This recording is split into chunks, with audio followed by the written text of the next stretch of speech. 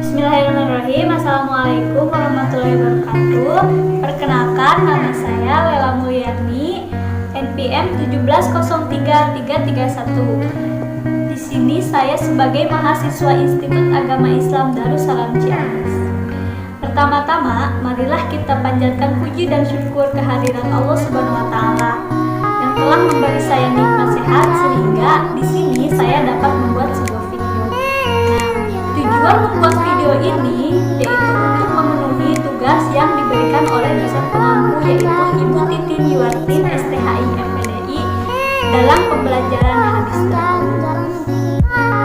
Nah, di sini saya mendapatkan judul yaitu etika dan metode pembelajaran.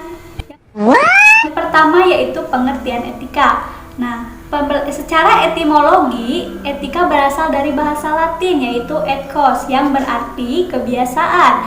Nah, di dalam KBBI atau Kamus Besar Bahasa Indonesia disebutkan bahwa etika adalah ilmu tentang apa yang baik dan apa yang buruk, atau hak dan kewajiban moral atau akhlak, seperti itu.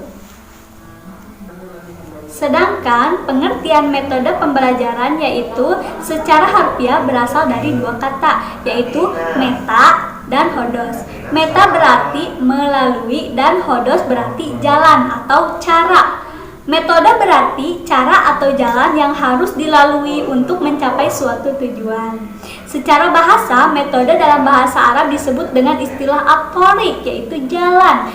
Jalan adalah sesuatu yang dilalui supaya sampai ke tempat tujuan. Sedangkan dalam pandangan Abdul Rahim, metode mengajar adalah berbagai cara yang praktis untuk menjalankan tujuan-tujuan yang ingin dicapai dari proses pembelajaran. Yang pertama, ikhlas dalam belajar mengajar atau mengharap ridho Allah Subhanahu wa taala. Hadisnya sebagai berikut. Bismillahirrahmanirrahim. Wala taqayyaru bihi majalisa faman la ta'lamu ilma litbahu bihi ulama wala litumaru bihi sufaha fala adzalika fannarun nar. Yang artinya, janganlah kalian mempelajari ilmu untuk menandingi para ulama, dan jangan untuk mendebat orang-orang bodoh, dan jangan bertujuan untuk bisa menguasai pertemuan dan majelis-majelis. Barang siapa yang berbuat seperti itu, maka neraka baginya. Hadis riwayat Ibnu Hibbah, Ibnu Majah, dan Al-Hakim.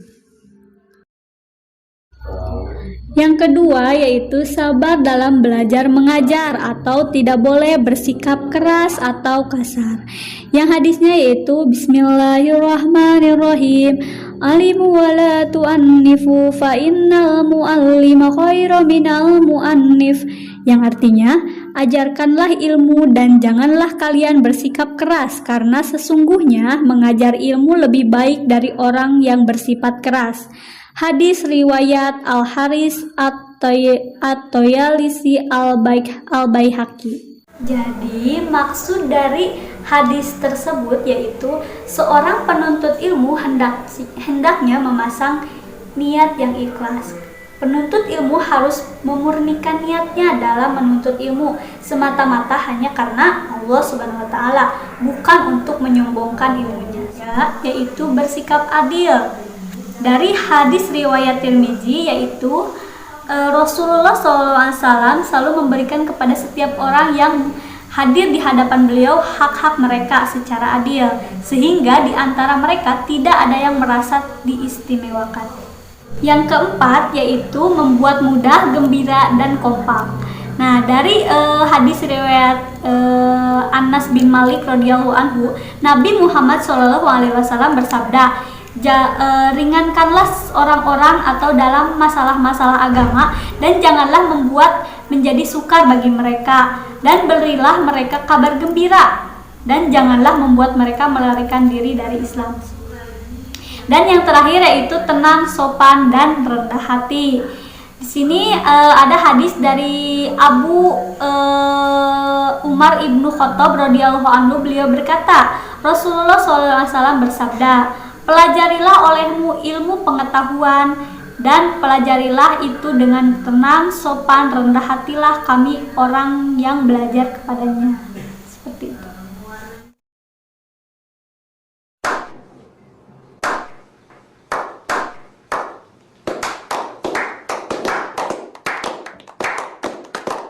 Oke, selanjutnya yaitu hadis tentang metode pembelajaran. Yang pertama yaitu hadis Aisyah tentang penyampaian perkataan yang jelas dan terang.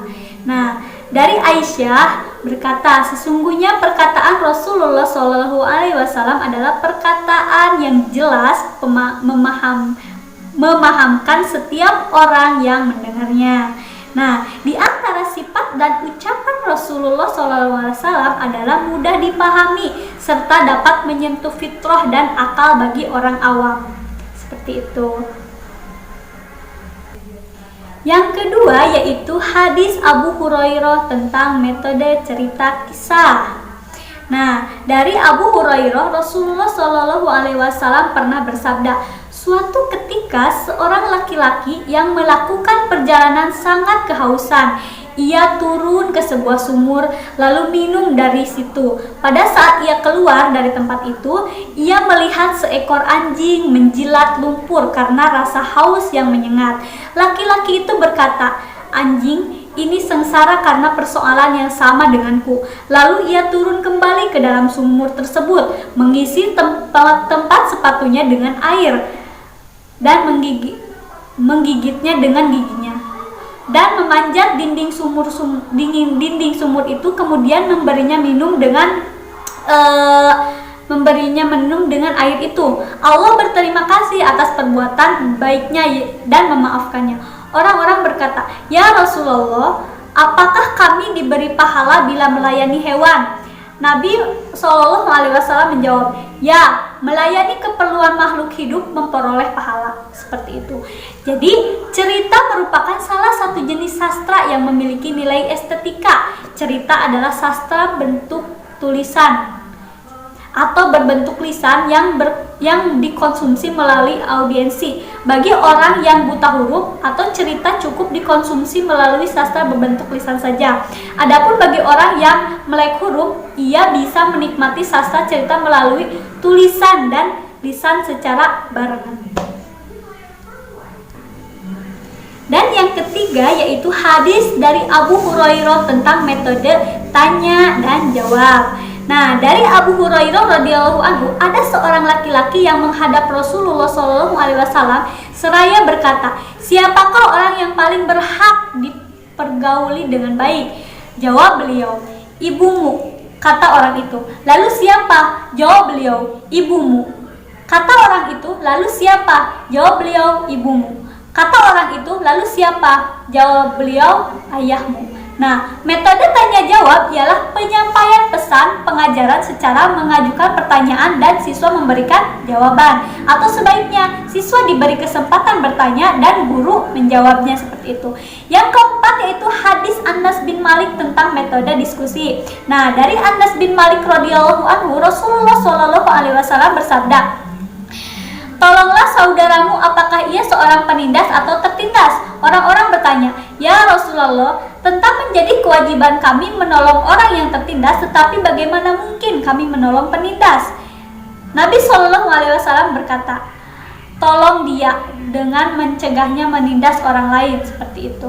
Nah, metode diskusi adalah suatu cara mempelajari materi pelajaran dengan memperdebatkan masalah yang timbul dan saling mengadu argumentasi secara rasional dan objektif.